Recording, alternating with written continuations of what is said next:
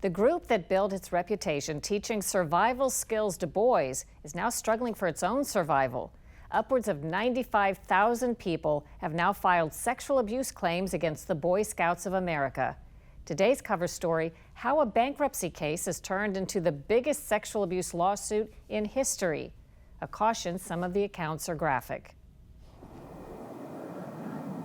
In the 1980s, Philip Clark was a 12-year-old growing up in Bossier City, Louisiana, and joined the Boy Scouts.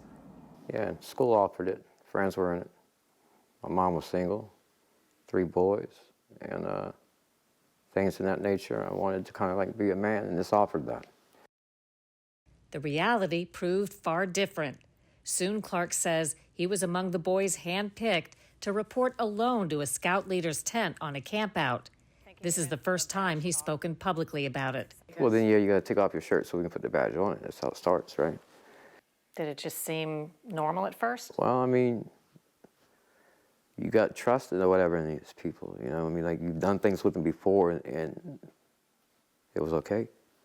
Only as explicit as you want to be, but was there sexual abuse after the man told you to take your shirt off? Yeah, he pants came next, and then he pulled his penis out, and he played with himself, and then showed you a certain way to do things. Yeah. After he left that troop, he says more abuse came at a troop he joined in his neighborhood at the hands of the Cub Scout den mother and her friends. And so would the male friends come to the meetings when you were there? Yeah, and never really paid any attention to that until, you know, she putting my head between her legs, basically where I couldn't breathe, and while he's fondling me from the back. How has that impacted just maybe everything in my daily life, yeah. From intimacy, from trust, communication. Withdrawn from school, withdrawn from friends, you know, it was, something was stolen from me. Scouts of America, give yourself a round of applause. Stories like Clark's are being repeated thousands of times as a result of a court action that's putting a horrifying asterisk on the Boy Scouts' decades-old legacy. Since its founding shortly after 1900, the Boy Scouts have helped shape the lives of 130 million youngsters with help from 35 million adult volunteers. Think about it.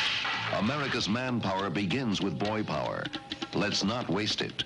Be a volunteer worker with the Boy Scouts. Now, a wave of sexual abuse claims has emerged through a Chapter 11 bankruptcy case filed early last year.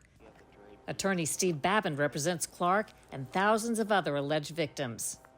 I think for decades, a lot of people have heard stories about abuse within the Boy Scouts, but how did this lawsuit finally come about?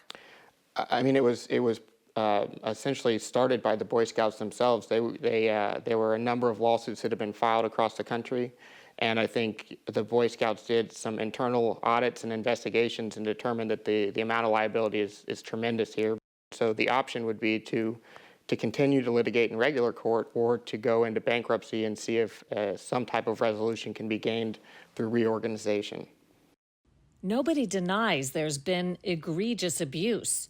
Former Scout leader David Kress was accused of giving boys as young as age 10 liquor and showing them pornography before raping them and threatening them if they told. He's serving 15 years in prison. Former Boy Scout Catholic chaplain James Glosson is serving 40 years for sexually assaulting 6 boys, 1 developmentally disabled. Former Scout leader Matthew Baker got life in prison after molesting boys as young as age 8 and allegedly trying to have some of them killed. Former Scout leader Ronald Rowcliffe pleaded guilty after boys said he grabbed their genitals while adjusting their shooting stance. Former Scout leader Carlos Acevedo is also serving life after raping a 12-year-old and selling him for sex with other men. Ex-Boy Scout volunteer Thomas Daleski was found dead in prison last year, where he was serving 45 years for abusing 6 boys. Former Scout leader Daryl Fisher, an 18-year sentence after sexually assaulting boys and forcing them to change a soiled diaper he wore.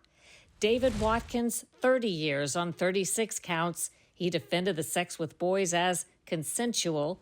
Arthur Sorensen Jr., 15 years in prison after charges involving child porn and rape.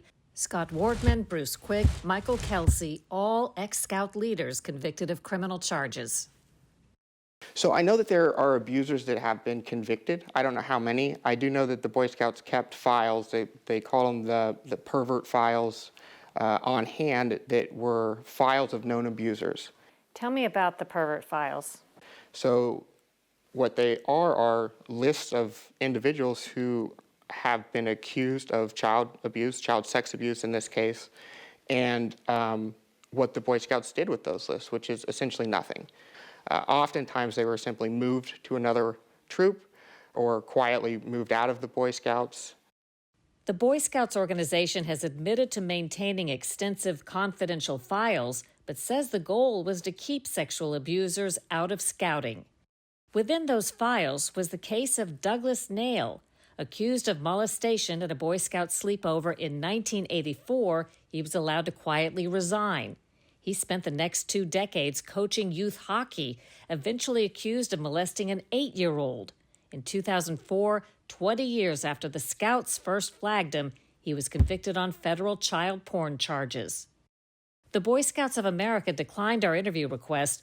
The group has said, nothing is more important than the safety and protection of children. New policies include a multi-layered process of safeguards, a ban against one-on-one encounters between adults and children, criminal background checks, and mandatory reporting of suspected abuse to police.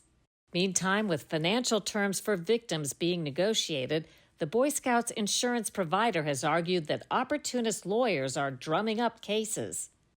For decades, the Boy Scouts of America admitted thousands of child molesters into their scouting ranks, enabling countless acts of sexual abuse to occur against innocent children. And after all the ad campaigns, the number of claims jumped from under 2,000 to 95,000 by the November 16th deadline last year. Some suspects claim they're wrongly accused. They simply did not happen.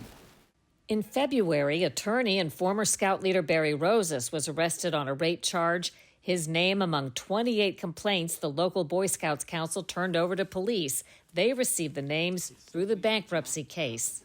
And there are no circumstances that can ever be misconstrued as inappropriate in all of my years as being a Scout leader. Amid the scandal is an overriding question. Will the Boy Scouts of America survive the financial hit from compensating confirmed victims, and will it survive the damage to their brand name? Former Scout and former Scout leader Chuck Pajewski says it would be a mistake to shut them down. The problem with zero tolerance is it's easy to take apart an organization like Scouts, and it's potential, Sharyl, that Scouting won't survive this series of lawsuits. And we're basically all into deconstructing and tearing apart these institutions without feeling any obligation to think of how we're going to replace them. So Scouting right now is one of the venues that both men, girls and boys can use to get out and have those experiential educational experiences that mostly you cannot get inside grade school and high school. Clark says whatever the Boy Scouts' fate now, the move to finally address decades of abuse was long overdue. It came out where finally it's not just me alone, that it wasn't my fault. So it's whoever's fault it is needs to pay for that. I'm not talking about money. I'm just talking about be held. Not, okay, let's go ahead and put this under the rug with everything else, like they always do. Like they're still doing. Negotiations continue between victims' lawyers and the Boy Scouts, which has said it needs an approved settlement by early summer to survive.